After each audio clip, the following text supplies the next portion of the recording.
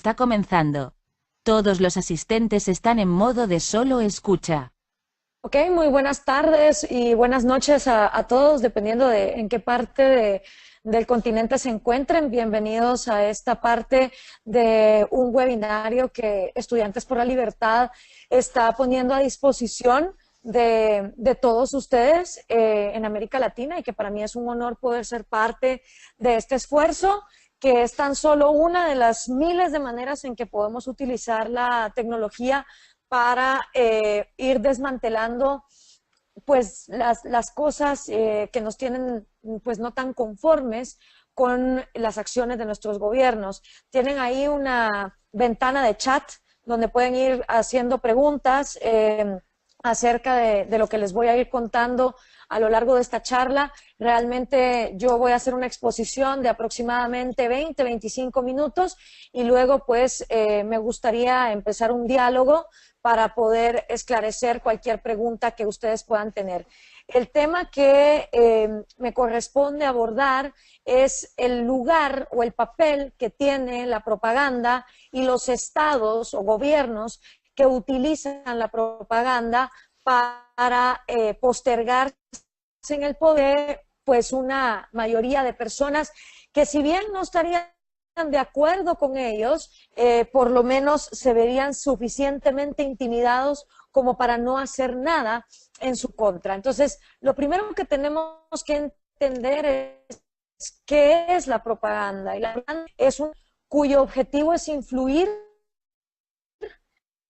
en la actitud de una comunicación que deliberadamente está buscando ciertas acciones puntuales.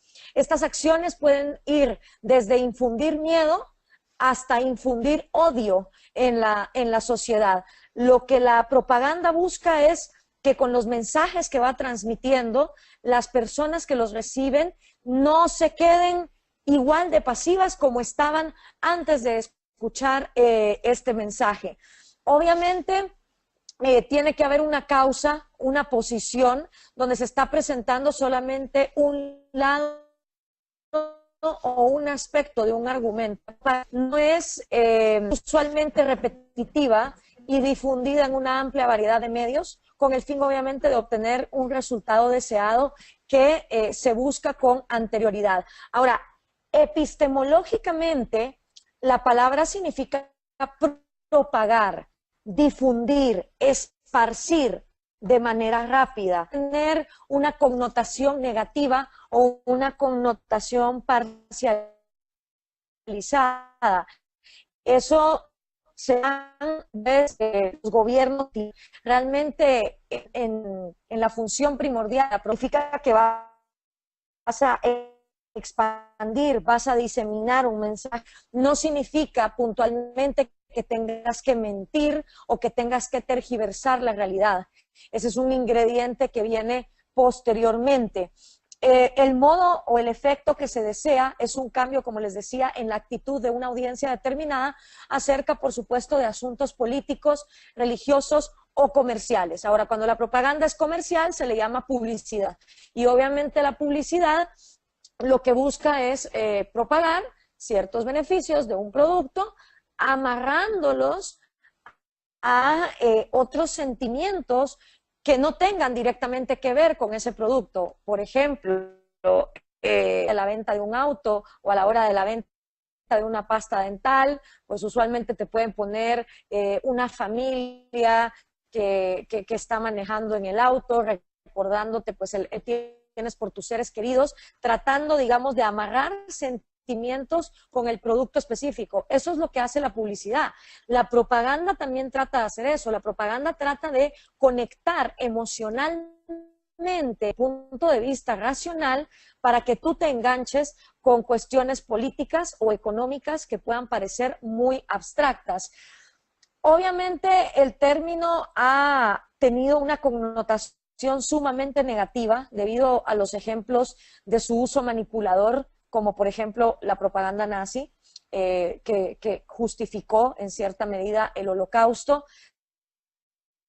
También la propaganda durante la Fría, donde tanto la Unión Soviética sacaba sus carteles y sus pósters, que ustedes pueden encontrar varias imágenes de ellos en el Internet, inspirados, por supuesto, en lo que Marx hablaba sobre la necesidad de mantener la lucha de clases y la reivindicación del proletariado. Entonces, la propaganda va a buscar un cambio de actitud insertando odio o insertando miedo, porque también la propaganda se utiliza para insertar miedo entre los miembros que la reciben, buscando su pasividad o que no actúen en contra del régimen por verse intimidados. Y cuando la promueve estas actitudes, usualmente desencadenan desastres políticos que terminan afectando. Pueden ser guerras, pueden ser conflictos civiles, puede ser mayor violencia, mayor criminalidad, y podemos ver, digamos, ese efecto directo. Ha habido 3 personajes que han influido muchísimo en la propaganda y en la manera en que esta afecta a la cultura en el siglo XX. Uno de ellos es Gramsci, el otro es, por supuesto, Joseph Goebbels, y el último de ellos es Laclau, que escribió el libro La razón populista. Estos 3 personajes, pues obviamente han estado desarrollando toda una teoría de cómo debe utilizarse la propaganda para diferentes fines.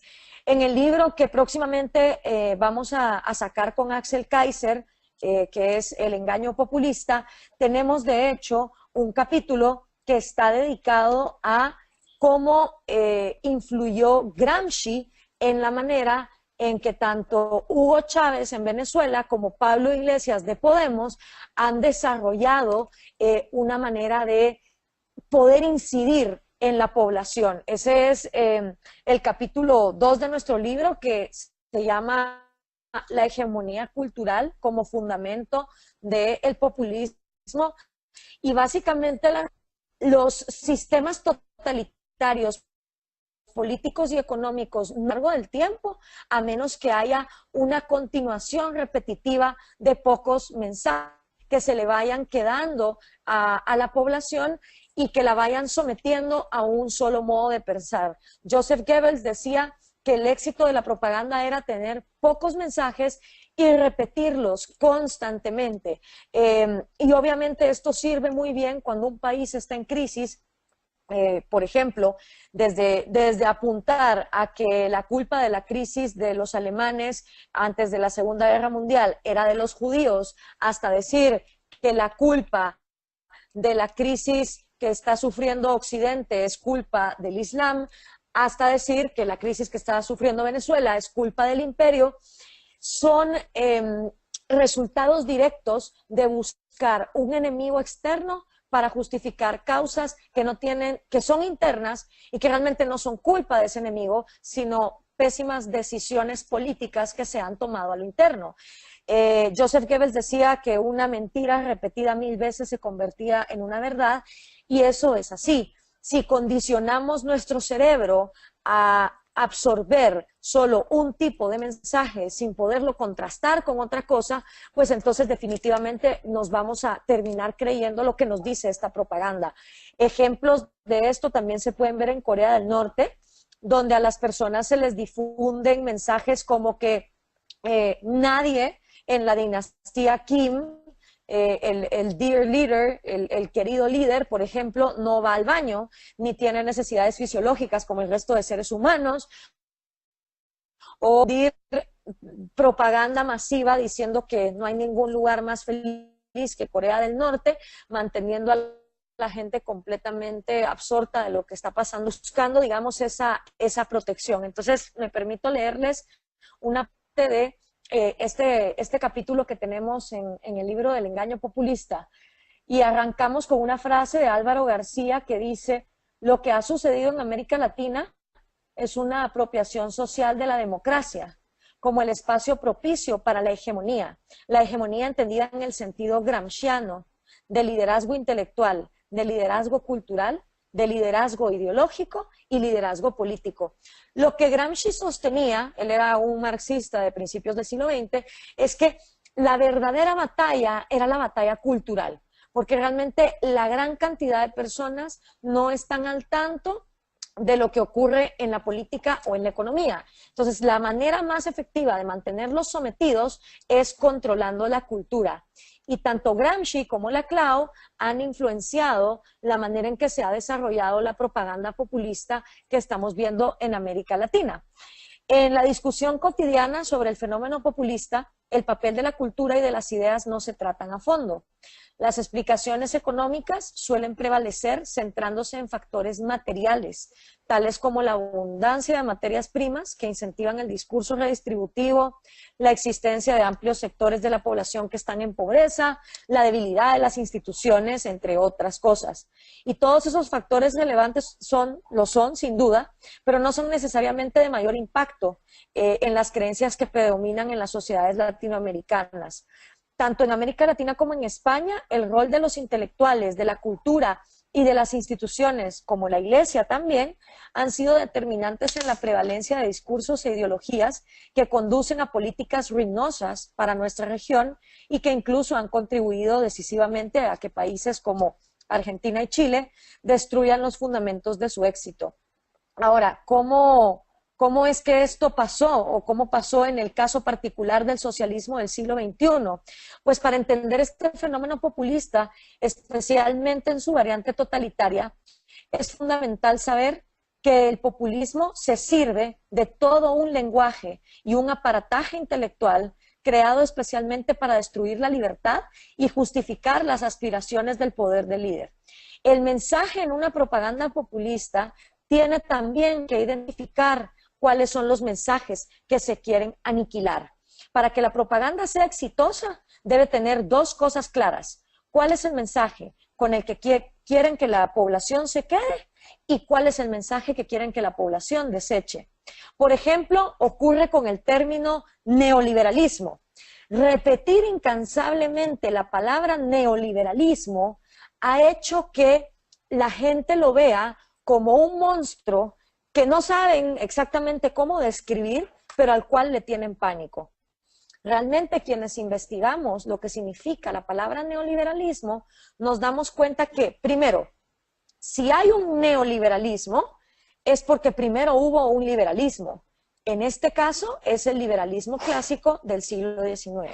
El liberalismo clásico del siglo XIX con exponentes como Adam Smith, Montesquieu, Juan Bautista Alberdi, José Martí, José Cecilio del Valle, entre los padres fundadores de Estados Unidos, Benjamin Franklin, Thomas Jefferson, eran una corriente de pensamiento a casi finales del siglo XIX que trataba de rescatar los valores de la libertad individual y del gobierno limitado. Ese liberalismo clásico prácticamente se queda engavetado en el momento en que entramos al siglo XX porque arrancamos una Primera Guerra Mundial en 1914. Entonces, todas las ideas y propuestas de tener un gobierno limitado, de dejar al individuo desarrollarse en libertad y autonomía, parecían cuestiones de fantasía en un mundo donde habían amenazas latentes a nivel mundial. Pasa la Primera Guerra Mundial y empezamos en los años 30 a ver que hay varios filósofos que empiezan a rescatar ese liberalismo clásico. Entre ellos hay un economista alemán. Ese economista alemán se llama Alexander Rustow. Y Alexander Rustow lo que hace es que toma el liberalismo clásico del siglo XIX y lo trata de mezclar en una especie de licuadora intelectual con el socialismo, el Estado benefactor y las teorías de redistribución de la riqueza que se habían desarrollado. Realmente, al él tomar el socialismo de su época con el liberalismo clásico del siglo XIX y mezclarlos, es él el que le da vida al nombre o al término neoliberalismo por primera vez en la historia de la humanidad. Entonces, si nos damos cuenta, nadie en América Latina maneja el origen verdadero de este concepto y después de la debacle de los años 90 se utiliza ese término en la propaganda populista para causar terror. Obviamente, el fin último es expandir el tamaño del Estado y arruinar las economías de nuestros países. Pero también hay muchos otros. El socialismo del siglo XXI en Venezuela, por ejemplo, desarrolló todo un programa para crear lo que George Orwell denominó la neolengua, con el fin de corromper el pensamiento y hacer aceptable el proyecto de control total del poder. Dentro de esta maquinaria de cambiar el lenguaje, la neolengua nos da como ejemplo el hecho de que la revolución socialista de Venezuela lleva dentro de su nombre dos palabras que son completamente antagónicas a lo que está haciendo este tipo de gobiernos. Y esas palabras son república y bolivariana. Desde el momento de la concepción del término república, si entendemos que república es el único sistema de gobierno que concibe al individuo como la minoría más pequeña que hay y a sus derechos fundamentales como la razón de ser del gobierno y protegerlos, nos damos cuenta que Venezuela ha traicionado lo que ese término significa. Porque en Venezuela, todos los días, en nombre de una mayoría, se violan derechos individuales, se han diseminado la libertad y la independencia de los tres poderes y, por supuesto, hay constantes amenazas a que haya realmente pesos y contrapesos. Básicamente, hoy por hoy, la Asamblea Nacional y el organismo judicial, pues dependen de lo que diga el Ejecutivo.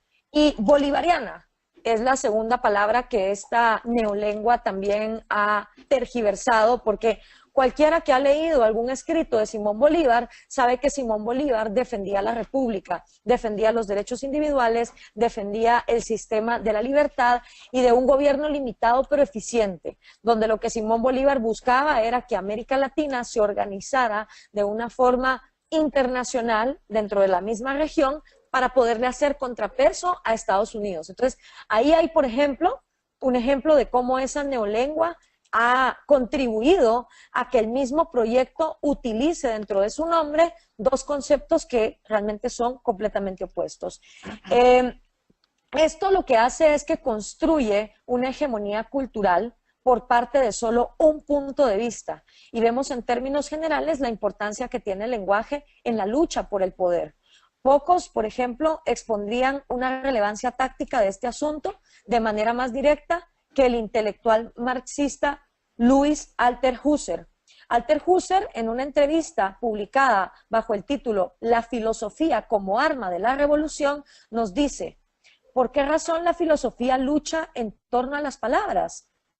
Las realidades de la lucha de clases están representadas por medio de ideas, que son representadas por medio de palabras. En la lucha política, ideológica y filosófica, las palabras también son armas, son explosivos, son calmantes y son venenos. Aquí les dejo la frase y les voy a poner también el nombre del escrito, porque es muy importante leer a Gramsci, a Laclau, a Althusser, para entender que esto no es casualidad. Yo sé que en América Latina cada quien está tan ofuscado con los problemas que pasan en su país que muy pocas veces pueden como que levantar la mirada y alzar el cuello a lo que está sucediendo en sus países vecinos.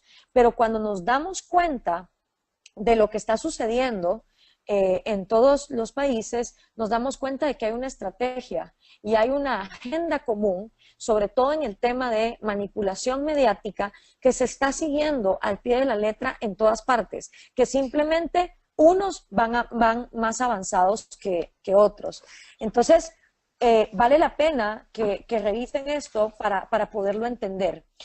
Gramsci hablaba mucho de intelectuales orgánicos que apoyan la revolución social con importantes perspectivas y encontró obviamente resonancia en un amplio rango de intelectuales de izquierda que prestaron su apoyo a los movimientos revolucionarios de Cuba, de Nicaragua y de otros lugares. Ahora, hablemos de Gramsci, de Pablo Iglesias y la conexión, digamos, de Pablo Iglesias tomando los pasos de lo que Venezuela mediáticamente logró hacer. Es muy interesante que al analizar la influencia intelectual marxista en América Latina, la Stanford Encyclopedia of Philosophy dijo que la figura del teórico italiano Antonio Gramsci y su concepto de intelectuales orgánicos ha sido fundamental. No es una exageración decir que Gramsci es uno de los intelectuales más influyentes que ha producido el marxismo, y vale la pena entonces dedicarle pues algunas líneas a este pensamiento. Gramsci fue presidente y fue fundador del Partido Comunista Italiano, escribió sobre una gran variedad de temas y lo más conocido de su trabajo es esta idea de la hegemonía cultural, de controlar la cultura y el rol que los intelectuales deben cumplir en su construcción. Según Gramsci, la mejor forma de construir un orden socialista no era por la vía revolucionaria, como creía Marx, mucho menos violenta, sino mediante una gradual y persistente transformación de las diversas instituciones, ideas y valores que predominaban en una sociedad.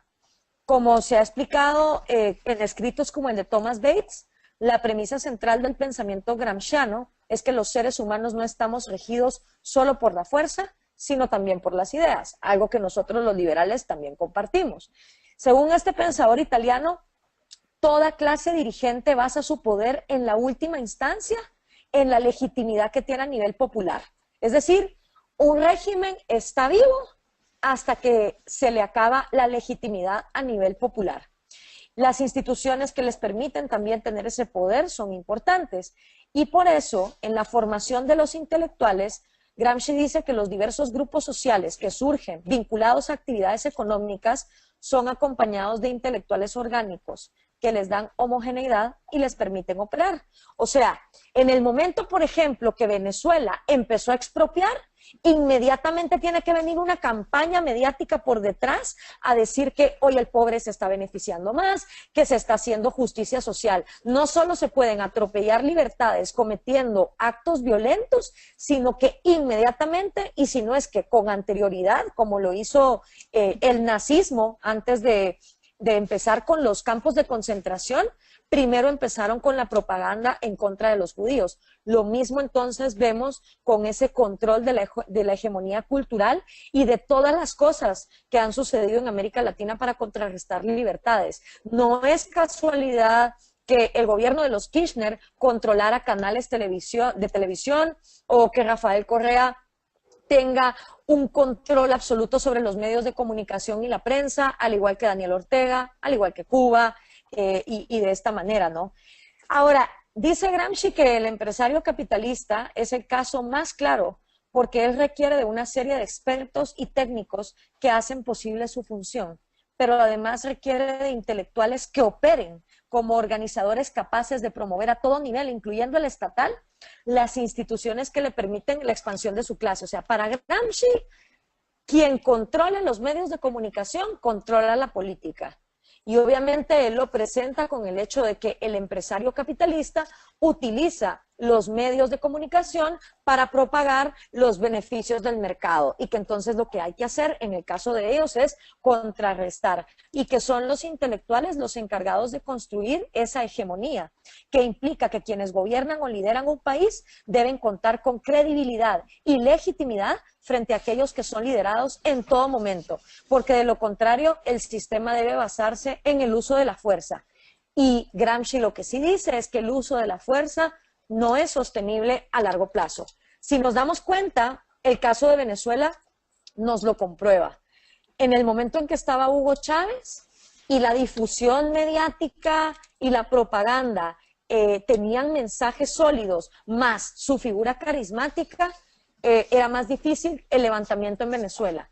Pero hoy por hoy que Nicolás Maduro no tiene ese carisma, no ha sabido utilizar la propaganda eficientemente para mantener a la gente adormecida y además que la crisis económica se empezó a incrementar, pues el perder credibilidad le ha hecho recurrir a utilizar más fuerza violenta y la utilización de esa fuerza violenta ha hecho que más venezolanos se empiecen a desesperar y a perder credibilidad en el sistema. Entonces, a diferencia de Marx, Gramsci es como como lo que conviene al siglo XXI, porque él no está hablando de una lucha armada, sino de una manipulación mental, que a mi punto de vista es mucho más peligrosa. Gramsci creía que la lógica era a la inversa. Si se cambiaban las ideas y la cultura dominantes en una sociedad, terminarían por transformarse las instituciones sobre las que descansaba el capitalismo, dando así legitimidad a una nueva clase dirigente. Él dice que los seres humanos somos sobre todo espíritu y nuestra conciencia evoluciona gradualmente hasta que las categorías de representación de la realidad han cambiado lo suficiente como para transformar el orden institucional y social bajo el que vivimos. La única forma para él de desbancar el individualismo y el capitalismo es entonces transformando la cultura para cambiar la conciencia.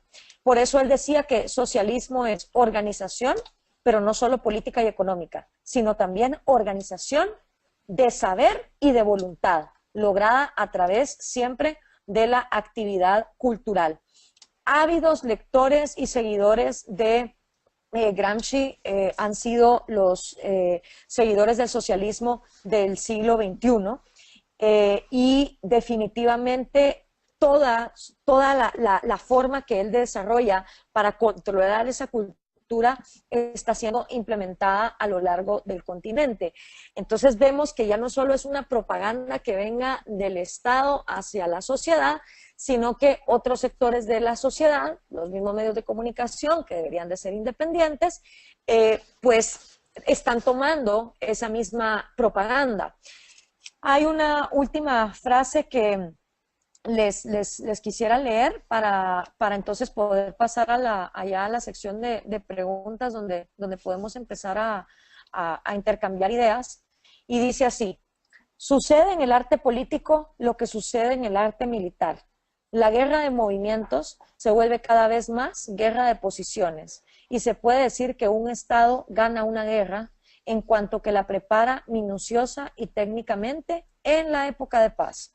La estructura masiva de las democracias modernas, tanto como organizaciones estatales, cuanto complejo de asociaciones en la vida civil, constituyen para el arte político lo que las trincheras y las fortificaciones permanentes del frente en la guerra de posiciones, hacer solemnemente parcial el elemento del movimiento que antes era toda la guerra. Es decir, la única manera en que puedes coexistir el socialismo, dado que no tiene argumentos económicos, es controlando los mensajes. Y si se controlan los mensajes repitiendo 1000 veces las mentiras, eventualmente la sociedad se adormece.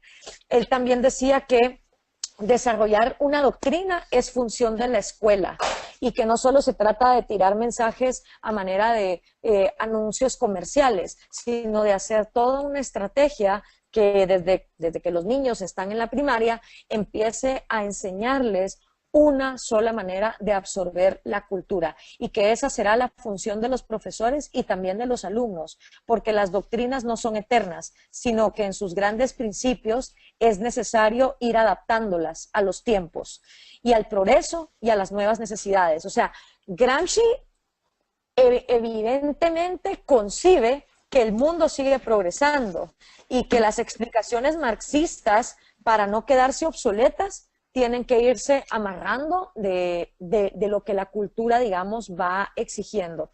Entonces, yo me quedo con esto y espero entonces el poder contar con preguntas que ustedes puedan tener. No sé si es posible abrir los micrófonos o cómo puedo ver dónde están las preguntas. Sí, de hecho tenemos varias preguntas. También tenemos algunas personas que están con interés de usar el micrófono. Creo que podrían empezar leyendo las preguntas que tenemos varias, algunos comentarios también. Voy pasando. Primero es un comentario, dice Ricardo Díaz Alvarado. En Venezuela son expertos en vender conceptos intangibles como logros revolucionarios. Uno de los ejemplos más fuertes sería la campaña de "Pero tenemos patria", donde se le vendió a la población La idea de que en algún momento habían perdido la patria, completamente falso por cierto, y que gracias al gobierno revolucionario se había recuperado. Ujú. Luego tenemos Sí, el siguiente. Sí, adelante. no, dale, dale, sigue, continúa. Tenemos otro comentario de Andrés Sánchez, dice, qué bueno que menciones a Laclau. De hecho, pocos recuerdan que Laclau y su esposa, Chantal Mouffe, beben, y mucho, de Carl Schmitt, el abogado responsable de las leyes de Nuremberg que dieron sustento legal al Tercer Reich. Ujú. Sí, es que va muy amarrado. Lo que nosotros no podemos hacer es separar por completo los actores políticos que son más conocidos como Hitler o Goebbels del acompañamiento intelectual y cultural que estos pensadores fueron teniendo, ¿verdad?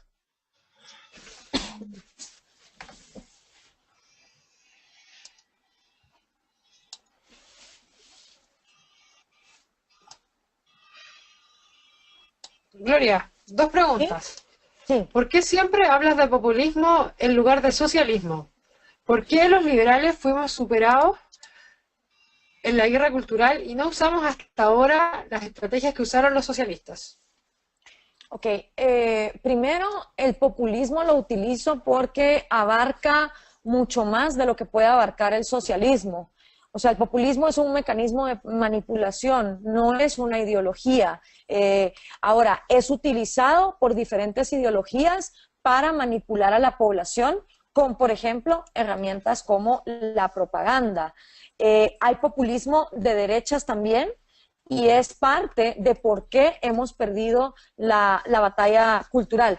Primero porque los mismos liberales hemos sido incapaces de hacerle un frente a lo que realmente el neoliberalismo significa y dejamos que ese monstruo comunicacional creciera en todos nuestros países sin ser efectivos en una comunicación para detenerlos.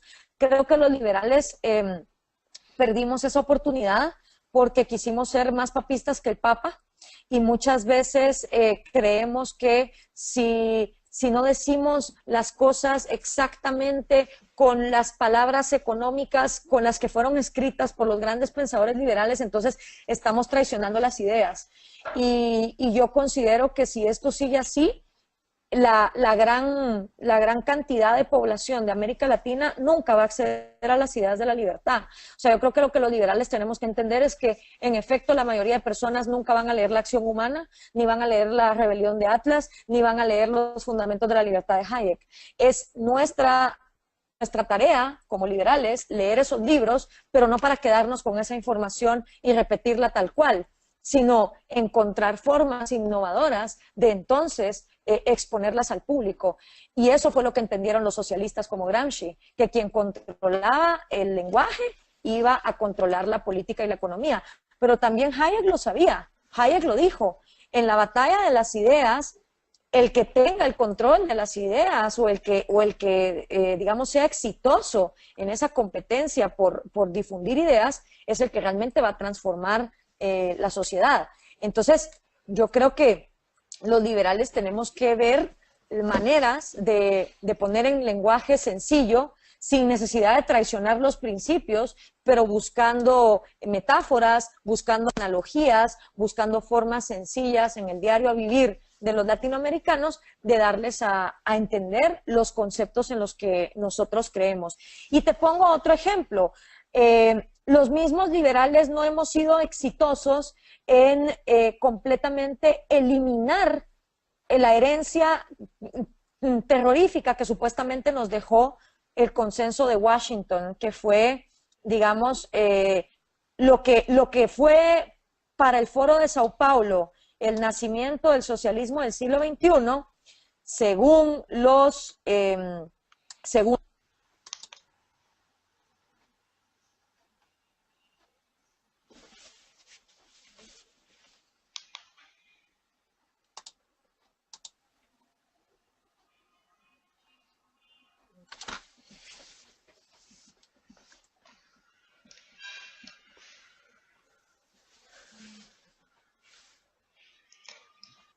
Buenas noches, tardes a todos. Se le fue un momento la conexión a Gloria, va a estar volviendo en 5 minutos. Les pido a todos un poco de paciencia, por favor.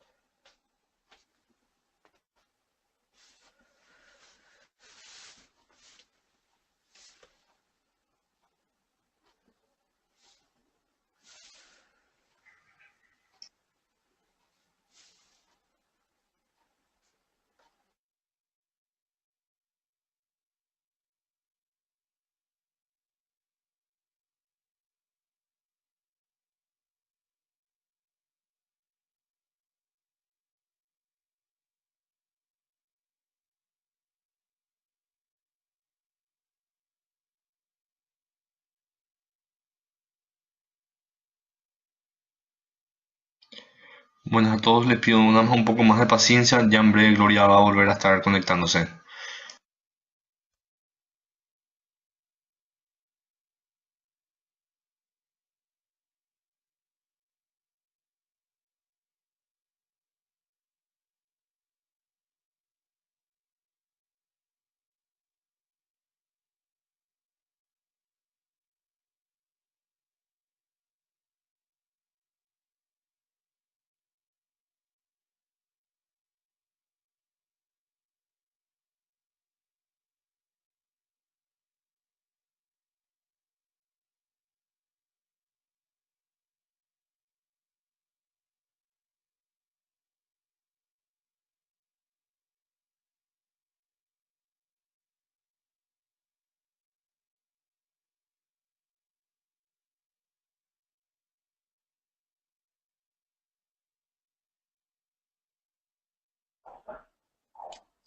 ¿Sí? ¿Me pueden decir si me escuchan ahí? Sí, te escuchamos, Gloria. Te escuchamos bien ahí. Ok. No sé cuál fue la última intervención que se logró escuchar. Digamos, a escuchar cómo quedamos después del consenso de Washington. Ah, ok, perfecto. No sé si lo que yo estoy escribiendo se está compartiendo con toda la gente que está conectada. Déjame corroborar. No, déjame, voy a compartir con todos lo que estás pasando. Mientras tanto, no sé si querés continuar con la última parte que nos quedamos. Ok, Habías mencionado que lo que fue la conferencia de San sí, Paulo. sí, los 10 pasos. Ok, el primer, digamos, desacierto que los liberales hemos tenido es que no hemos sabido contrarrestar el mal llamado neoliberalismo. Muchas veces porque desconocemos que, de hecho, como les contaba, neoliberalismo es un concepto del socialista Alexander Rustow, que estaba tratando de hacer una mezcla entre las dos cosas. Ahora tengo aquí, lo que no sé es cómo se los puedo compartir, eh, los 10 pasos que nos recetaba el consenso de Washington y que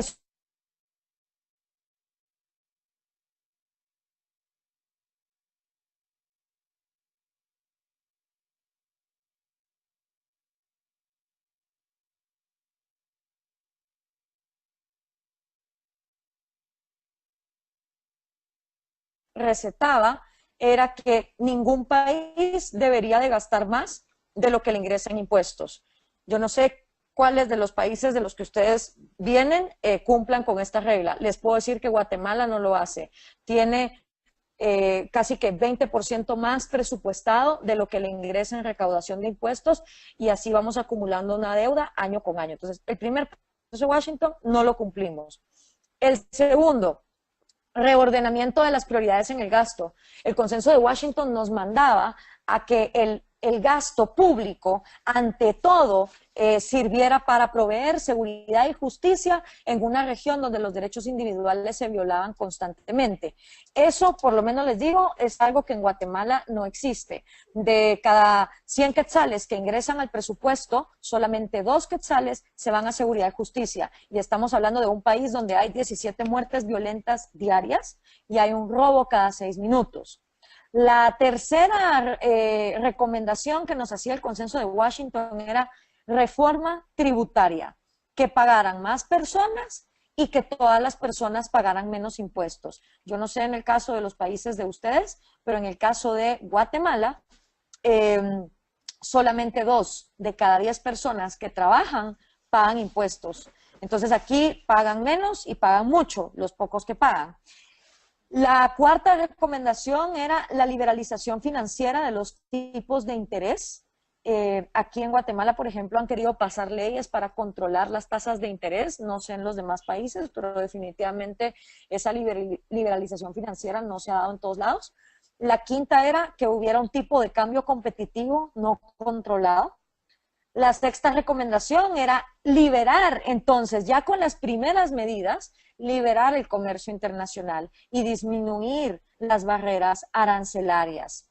La séptima era eliminación de los obstáculos a las inversiones extranjeras directas. La octava era la privatización mediante la venta de empresas públicas y monopolios estatales.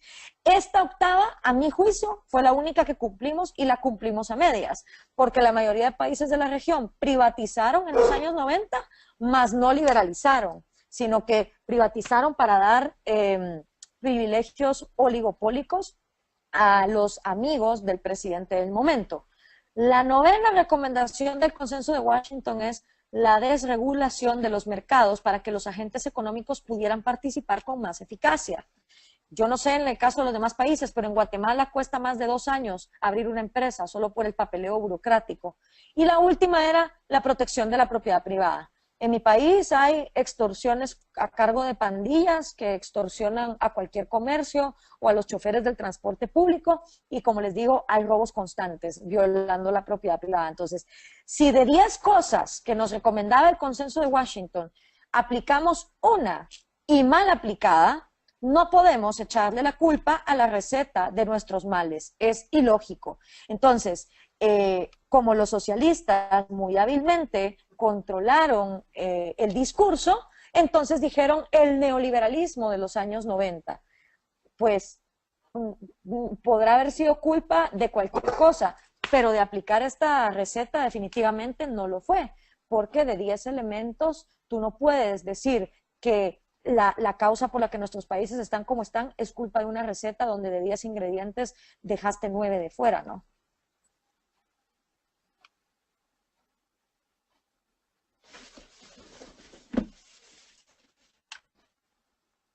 Eduardo Muñoz pregunta, ¿qué diferencia hay entre retórica y propaganda? A ver, la propaganda se basa en una cierta retórica y la retórica es la repetición constante de un mismo discurso que no contiene precisamente argumentos basados en datos o hechos.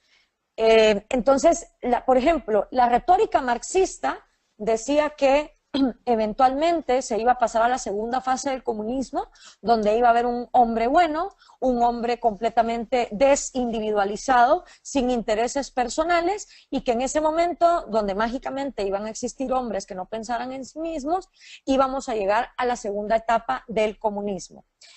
Basados en esa retórica marxista, la propaganda socialista te dice que el egoísmo es malo, que el empresario es inmoral, que ser rico está mal. Entonces puedes ver cómo la retórica inyecta mensajes que después la propaganda simplifica para repetir entonces ya cuestiones más puntuales tratando de difundir odio o miedo en la sociedad. Consulta Luis Fernández. Dice lo siguiente. Hola Gloria, saludos desde Venezuela. Mi pregunta es la siguiente. ¿Cuáles serían los pasos para solucionar o evitar este tipo de manipulaciones cuando el Estado es dueño de más del 80% de los medios de comunicación?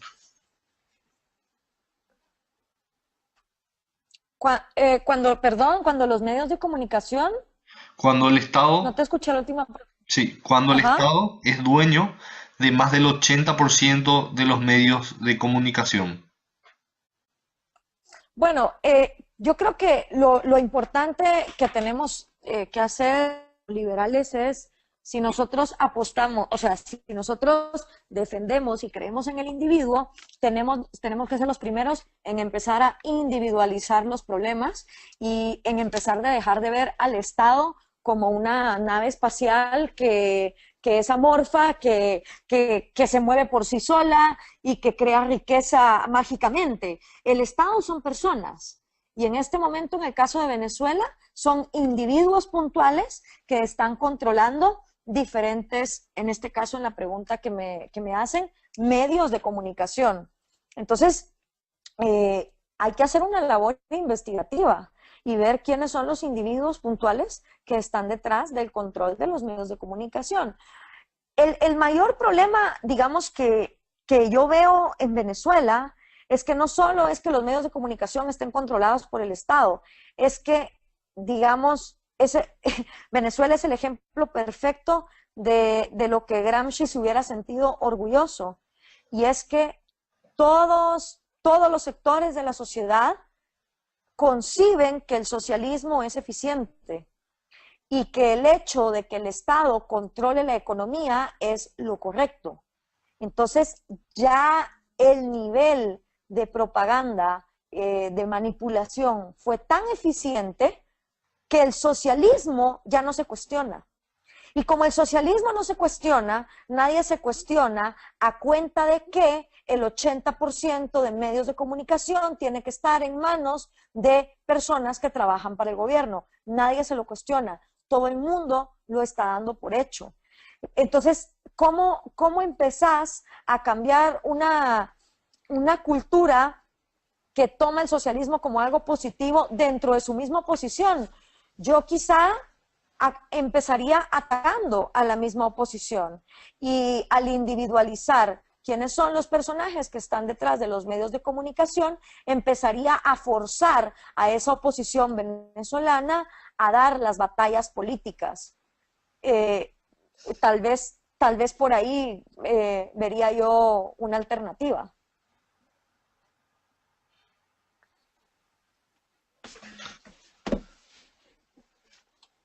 Gloria, ¿cuáles son los textos que mencionaste sobre liberales y socialistas? ¿Y crees ético realizar las mismas acciones para lograr una hegemonía libertaria? Ok, los textos que les estoy mencionando son básicamente La razón populista de Ernesto Laclau, las diferentes obras de Gramsci, que si quieren más o menos conocer el pensamiento de Gramsci, lo tenemos bien resumido en el libro que vamos a sacar con Axel Kaiser, El engaño populista. Otro de los libros que también les recomiendo es Resistencia no violenta a regímenes autoritarios de base democrática, que trae un montón de herramientas para empezar a actuar y resistirse de manera no violenta a regímenes autoritarios de base democrática. Este libro es de Ricardo Manuel Rojas. Lo pueden también encontrar en internet. Esas son las obras más o menos de las que les he hablado. Realizing Freedom, que está en inglés, Realizando Libertad, de Tom Palmer, también es un excelente manual para encontrar mecanismos y difundir la libertad. ¿Lo considero ético? Sí. Sí lo considero ético porque no dejan de tener razón. Quien controla las ideas y quien controla la cultura, entonces puede hacer las transformaciones políticas y económicas. Y todo lo que sea intercambiar palabras siempre va a ser más eficiente y más pacífico que el intercambio de balas o las maneras violentas. Y si nosotros como liberales sostenemos que la vida es el derecho absoluto de todos, pues entonces tenemos que buscar alternativas para poder ganar esa batalla cultural. Y por supuesto que creo que ser mediáticos, utilizar las redes sociales, leer a nuestros mismos autores y ponerlos en lenguajes más sencillos, con metáforas y con analogías, es parte de la guerra justa que hay que realizar. Siguiente pregunta. ¿Cómo crees que una sociedad teóricamente moderna como España crea y haya calado el discurso de Pablo Iglesias? Bueno, primero por varias razones. España viene de una época franquista donde la diversidad fue castigada durante muchos años.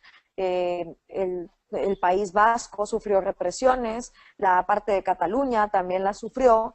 Entonces, todo lo que suene a república y a que no haya un monarca paternalista recuerda a una época autoritaria donde no había libertades, digamos. Pero aparte de eso, España es víctima de todo lo que está ocurriendo dentro de la Unión Europea, que es obviamente esta visión socialista que los está llevando a un endeudamiento acelerado a largo plazo. Aunado a esto, España es una sociedad muy acostumbrada al Estado benefactor, donde tanto los jóvenes como los adultos no conciben la vida sin recibir algún beneficio del Estado y lo consideran correcto. Pero creo que lo que más ha acelerado el crecimiento de Pablo Iglesias es el pésimo trabajo que ha hecho el Partido Popular y el pésimo trabajo que ha hecho el PSOE en el poder también. Entonces, cuando dos cosas que parecen extremos, pero que al gobernar dieron los mismos resultados desastrosos, no funcionan, la gente entonces busca una tercera alternativa que sea un extremo salido de esas dos alternativas que no funcionaron en el poder. Y eso explica que Pablo Iglesias haya subido como subió.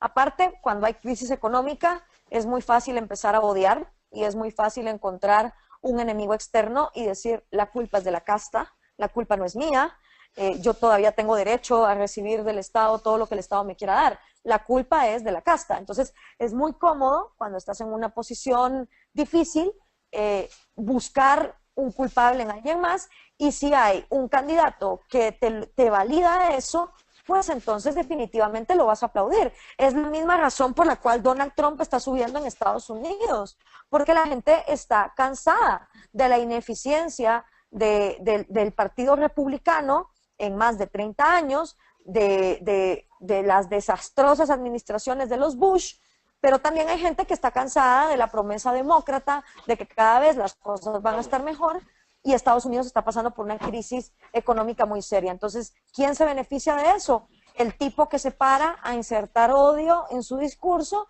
y a decir que la culpa de todo lo que está ocurriendo es de los latinos y de los musulmanes. Entonces, es lógico que Pablo Iglesias haya subido como lo hizo, sobre todo porque ustedes lo pueden ver en las cosas que yo comparto en Facebook. O sea, todo el mundo está de acuerdo conmigo en cuanto al populismo, pero cuando subo un post donde digo que un Estado lo suficientemente grande para darte todo es capaz también de quitártelo todo, ahí la gente ya no está de acuerdo.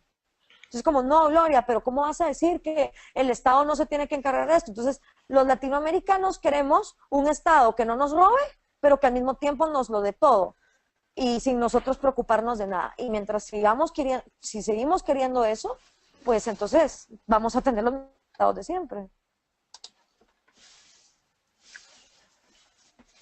El populismo de derecha en Latinoamérica dio paso al populismo de izquierda del siglo XXI.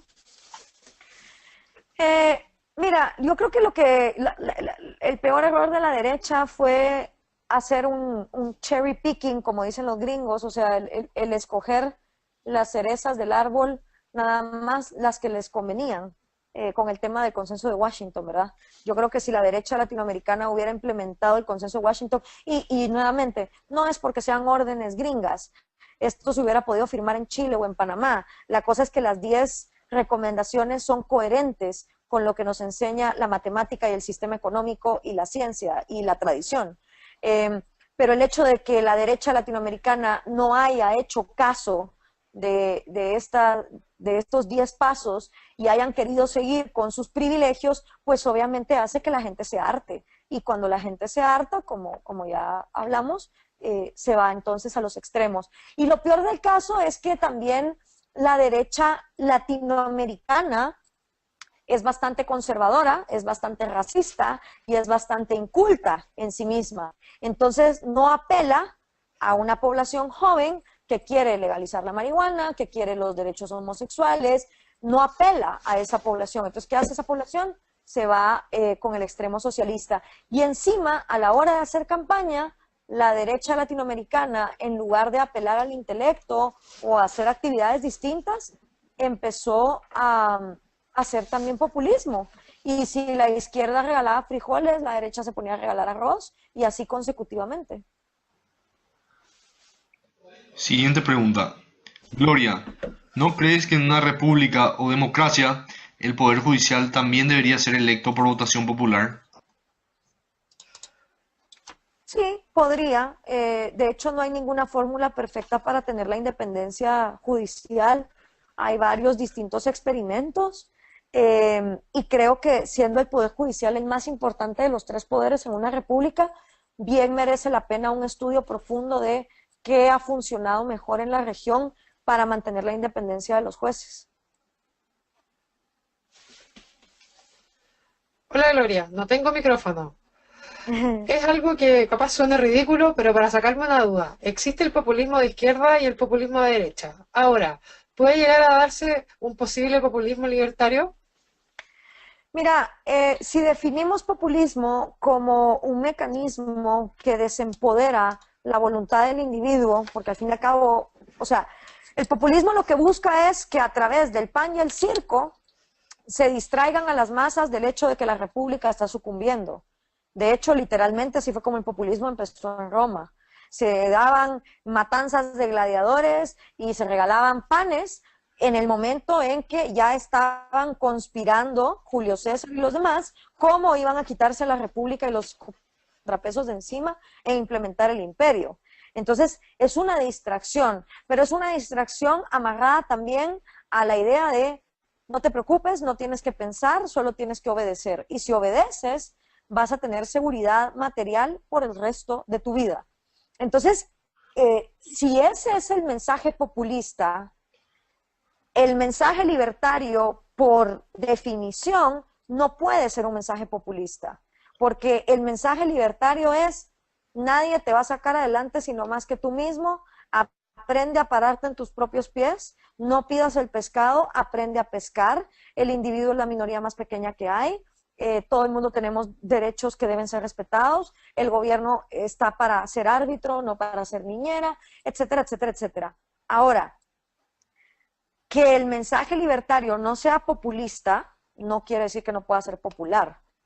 Y lo que tenemos que entender los libertarios es que si el mensaje libertario se sigue quedando en la academia y en la cafetería de la universidad, entonces los mensajes populistas van a seguir ganando porque no hay otra cosa en el mercado que la gente pueda escoger.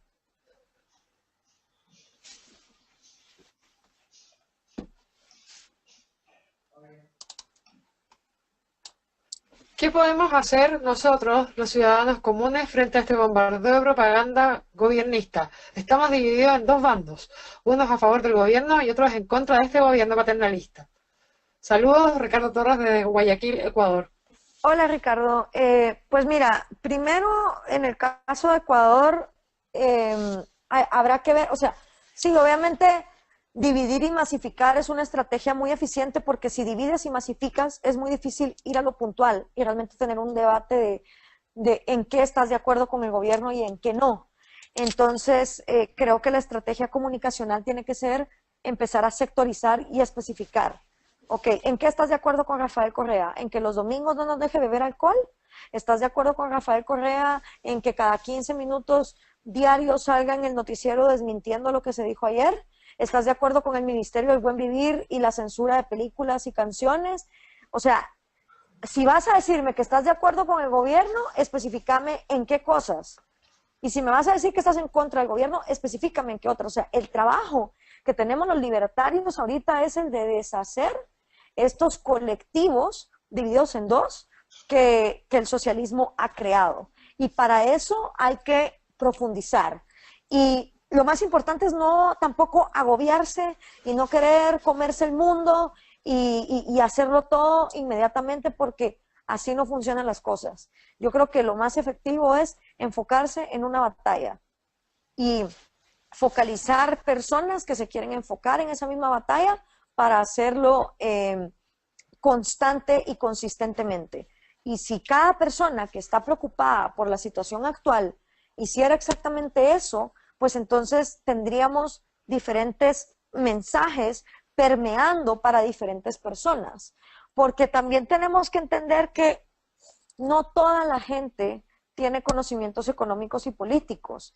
Muchos de los millennials siguen al socialismo porque les han vendido la idea de que la derecha es conservadora. Entonces, a pesar de que no tengan conocimientos económicos, se sienten identificados y protegidos, digamos, por la izquierda. Entonces, hay que sectorizar salud, educación, control de medios, medio ambiente, seguridad, justicia, y empezar a tirar mensajes específicos donde vuelve a empezar una división de esos dos polos para decir, bueno, ok, sí, yo pensaba que yo estaba a favor del gobierno, pero ahora resulta que me encontré con 4 cosas de 10 con las que no estoy de acuerdo, por ejemplo. Siguiente pregunta. ¿Por qué tiene tanto éxito una publicidad regional como la que se ha dado en Venezuela y en Ecuador, ya que en este último se ha convertido en una mala imitación de todo lo que ha sucedido en Venezuela? El pueblo sabe hacia dónde vamos, pero no reacciona. No comprendo de qué publicidad se está hablando. Leo de vuelta la pregunta. Sería, ¿por qué tiene tanto éxito una publicidad regional como la que se ha dado en Venezuela y en Ecuador?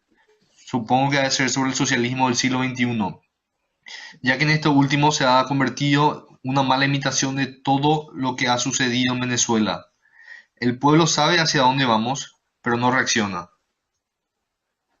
Ok, mira, es normal y no solo le está pasando a los ecuatorianos. ¿Por qué tiene éxito el discurso socialista o la propaganda socialista? Eso es fácil. Es un discurso que apela a la pasión, no a la razón. Te dice que toda la causa de tus males es culpa de alguien más y no es tuya. Te dice que tú lo que tienes es que procurar que se quede el buen líder en el poder, porque solo ese buen líder se va a hacer cargo de tu vida, a nadie más tú le importas. Entonces, en un continente donde el intelecto, la sed por la educación y por el autocultivo escasean, pues es muy fácil que estos mensajes permeen. Es como la excusa perfecta. No es mi culpa, es culpa de alguien más, me están dando la justificación para yo odiar a ese otro y ya está. Ahora, el por qué la gente no reacciona, porque la gente siempre se quiere cobijar con la cobija del consuelo. A mí me pasó algo muy interesante cuando hice la primera gira por Latinoamérica, porque cuando llegué a Ecuador, precisamente me decían, no, mira, Rafael Correa no es tonto, él sacó una maestría en economía, por cierto, de la Universidad de Lovaina, universidad donde yo también estudié, cuna de la teología de la liberación. O sea, si algún tipo de economía defiende a Rafael Correa, es precisamente la economía completamente estatizada, pero bueno. Pero la gente ecuatoriana me decía, no, mira, ya Rafael Correa se dio cuenta de los errores de Chávez y de Maduro y él solo nos va a quitar la libertad de expresión, pero la economía marcha muy bien. Entonces, mientras la economía marche bien, no pasa nada, todos contentos. Y a ver, la razón por la cual Ecuador no ha colapsado es porque está dolarizado, punto. Y al estar dolarizado, Rafael Correa no puede hacer piñata imprimiendo moneda y llevando al país a una inflación descarada. Por eso es que precisamente él quiere quitar el dólar. Y obviamente se basa, volvemos aquí, a la propaganda y a la retórica de los yanquis intervencionistas, cómo es posible que vamos a tener una moneda que es extranjera, y utilizando el discurso de odio, él realmente lo que quiere es quitar esa moneda para él entonces tener el control absoluto y ponerse entonces a imprimir papel moneda cuando a él le dé la gana, llevando entonces al país igualito a donde hoy estaría Venezuela.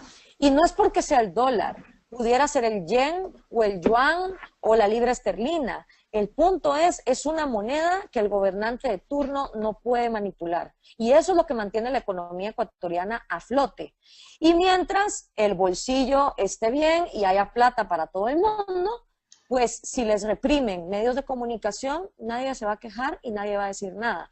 Es más difícil levantar un país donde la economía no está viéndose golpeada que un país donde hay miseria y escasez absoluta, porque cuando hay hambre hay más ganas de rebelarse.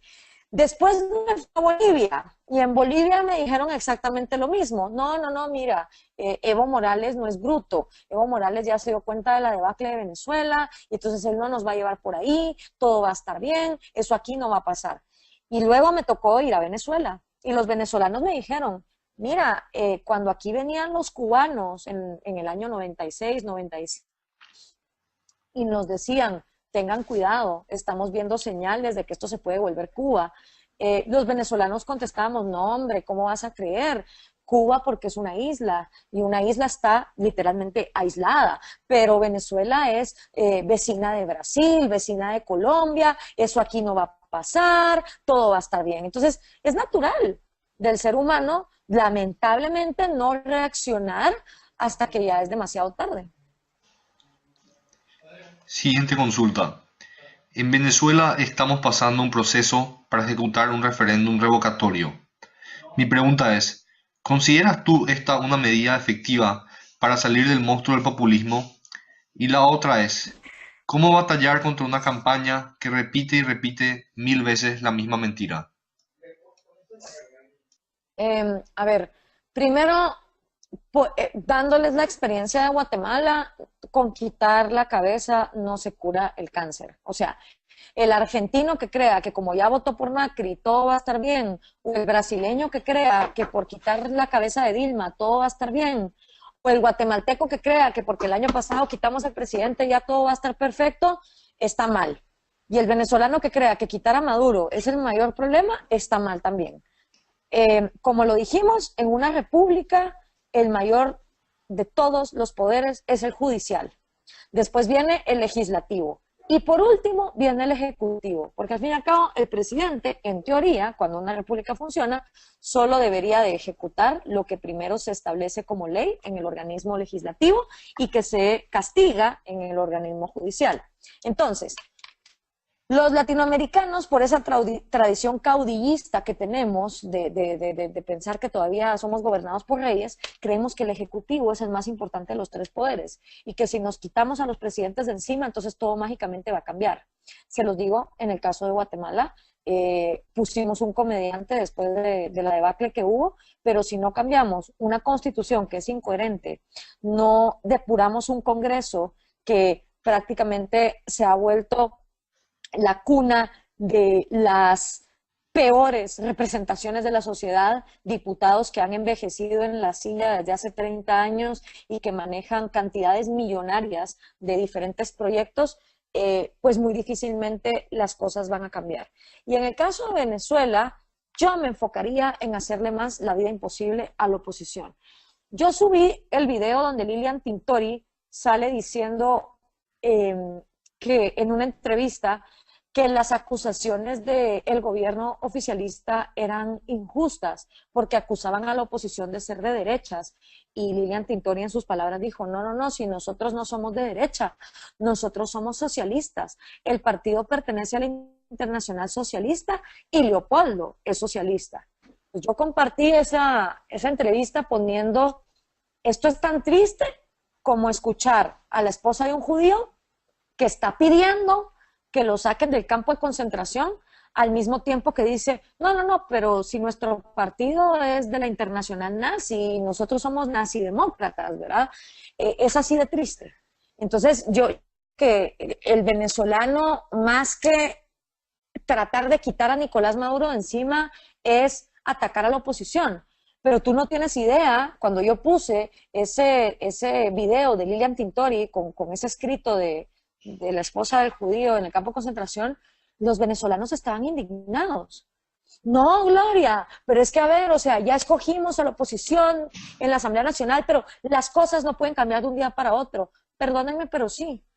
O sea, en el momento en que se decreta que van a cambiar las reglas del juego cambian. Y por eso Mauricio Macri, desde que entró en la oficina, lo primero que hizo fue quitar el cepo cambiario. O sea, las decisiones toman un segundo tomarse. No se necesita que una Asamblea Nacional esté meses sin saber hacer lo que debería estar haciendo. Conocí a una de las diputadas electas que vino aquí a Guatemala al Foro de la Libertad en enero, una chica joven, y eventualmente me confesó, mira, yo soy diputada de la oposición en la Asamblea, pero yo realmente no tengo una agenda clara. O sea, yo todavía no sé qué es lo que voy a ir a defender. Entonces, la oposición venezolana, que estuvo 16 años perdiendo elecciones, no tuvo, digamos, la inteligencia o la previsión de desarrollar una agenda económica en base a las libertades económicas. Y la oposición, al ser socialista, les va a pasar exactamente lo mismo que describe George Orwell en La Granja Animal. Si quitan a Maduro, si cortan la cabeza de Maduro y sube la oposición, entonces los cerdos se van a volver igual que el ser humano. Entonces yo ahorita los esfuerzos los enfocaría no solo en criticar a la oposición, sino en dictarle la agenda y en decirle cuál es la agenda que la oposición tiene que seguir. Siguiente pregunta. En Ecuador tenemos un pueblo polarizado con toda la sociedad en la que se instauró el socialismo. Ahora bien, nos enfrentamos a nuevas elecciones en febrero de 2017 y las encuestas dan como opción por el lado oficialista quien sea. Ellos votarán por el proyecto sin importar el nombre. Y por otro lado, Guillermo Lasso, quien no ha ejercido cargos de elección popular, pero tiene a sus espaldas ser banquero. Sé que la ciencia política, por no ser exacta, no nos permite predecir, pero ¿qué recomendaciones tienes para que algún candidato pueda superar el mensaje de odio? Bueno, primero no sé qué de malo tiene ser banquero. Yo sé que a Guillermo Lasso lo que le han tratado de hacer es, dentro de esa misma propaganda, decir que él es el responsable del corralito que hubo en el año 98 o 99, o sea, en la crisis que vivió Ecuador a finales del siglo pasado y principios de este. Y obviamente ese mensaje es muy positivo. Y si nadie sale a decir lo contrario o a realmente sacar la verdad de lo que ocurrió, pues obviamente Guillermo Lasso va a perder. Ahora, las encuestas no determinan ganadores. Las encuestas pueden ser manipuladas. Y yo creo que un mensaje que es muy efectivo y que no tiene ideología es, tú no tienes por qué seguir lo que las encuestas dicen. Porque igual era aquí en Guatemala, ¿no? O sea, aquí era siempre el famoso le toca. El que quedaba de segundo en la vuelta anterior automáticamente se volvía el presidente. Entonces uno iba a la calle y le preguntaba a la gente, ¿y por qué va a votar por él? Ah, porque le toca. ¿Y por qué le toca? Porque quedó segundo la vuelta pasada. Y como quedó segundo en la vuelta pasada, pues ahora le toca ser presidente. Y así estuvimos 30 años sin desafiar ese mito, que al fin y al cabo es un mito que uno mismo lo vuelve realidad. Y el año pasado se logró. Y al tipo que le tocaba ni siquiera pasó a segunda vuelta. Entonces, más que aferrarse contra Rafael Correa o defender a Guillermo Lasso, es enviar un mensaje de no tienes por qué conformarte con lo que las encuestas digan, no tienes por qué pensar que las cartas ya están echadas y hasta se pueden poner ingeniosos, o sea, pueden hacer cosas cómicas como, yo qué sé, poner una de estas brujas que te leen el tarot o que te leen en la bola de cristal y que diga, bueno, para las próximas elecciones de Ecuador yo vislumbro tal cosa y al final decir, las elecciones no son una burbuja, ¿verdad? O sea, se puede desde antemano hacer algo al respecto. Yo creo que más allá de la polarización y las divisiones, Lo que hay es que devolverle la esperanza y la confianza al individuo en América Latina de que sus decisiones cuentan y que él puede cambiar su manera de pensar. Bueno, Gloria, con esto ya vamos finalizando. Lastimosamente ya nos excedimos el tiempo límite que permite el webinario. Quería agradecerte por tu presencia, siempre es muy interesante escuchar tus opiniones. Quería agradecer a todos por participar. Muchas gracias, Pías, también por estar ayudándonos en el webinario, de hecho por dirigir el webinario. Muchas gracias a Mauri Franco también, que fue una de las encargadas de hacer posible la presencia de Gloria. Quiero invitarlos a todos. El próximo miércoles 4 de mayo, el argentino Nicolás Mora nos estará hablando de lo que es cambios sociales, cómo construir una sociedad en libertad. Y bueno, más que nada agradecerte. Muchísimas gracias, Gloria, Pía y Mauri. Y buenas noches a todos. Muchas gracias, muy buenas noches, ha sido un gusto. Hasta luego.